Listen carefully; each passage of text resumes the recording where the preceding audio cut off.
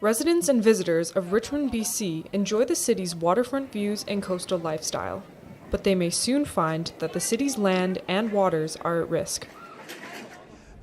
About 900-foot-long Panamax supertankers coming up the Fraser River to Number 7 Road with a pipeline going from there to the airport.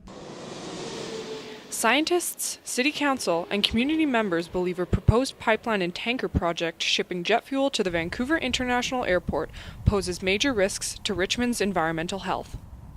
Potential threat is really the concern. Who also accepts the increased liability?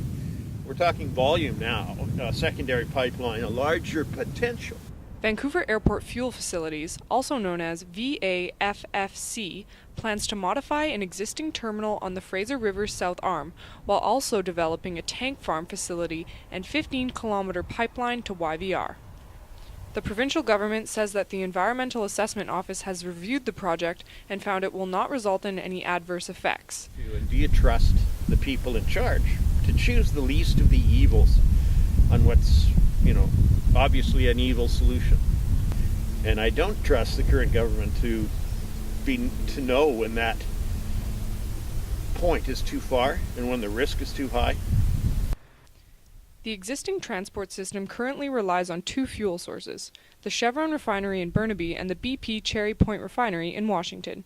However, the Vancouver Airport Fuel Facilities say that the current method is unsustainable in growing economies of both British Columbia and Washington State. That demand is part of that hub, which is part of that big pile of money sitting on the table, right? You know what I mean? And we're all clamoring up it, The Vancouver Airport Fuel Facilities Corporation say that the project's spill prevention and response strategies go beyond industry standards and best practices. Richmond City Council members beg to differ. But the big damage is the potential spills. It is inevitable, and all the statistics, even from the companies promoting the tankers coming up the river, it is inevitable that there will be spills in offloading. Richmond residents are concerned with environmental implications of the project and want to know that there are mitigating factors of spill prevention.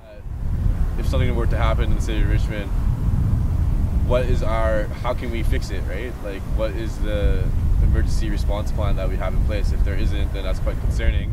Because if you have a spill, it's on the south bank of Richmond, the fuel would generally go downstream, but it could even go upstream with a high tide into marinas. But downstream of that area, we have the whole Steveston waterfront, a fishing harbour. So if fuel got into that area, it'd be quite a mess, really, for the fishermen. According to Emergency Management of BC's weekly incident report study, BC has already experienced 189 spills of oil and dangerous goods in 2014. After several attempts of trying to contact Vancouver Airport Fuel Facilities Corporation Director, Adrian Pollard, I was unable to receive any type of comment or response. I also attempted to contact any member of the Emergency Services Fire Rescue in Richmond and was told that no member of their force was able to give an interview or any comment due to reasons undisclosed. I get that. Now, unfortunately, the City Council has absolutely no say on whether a jet fuel pipeline goes across Richmond. The decision, believe it or not, is being made by the Port Metro Vancouver Port Authority. The port owns the land and controls the river.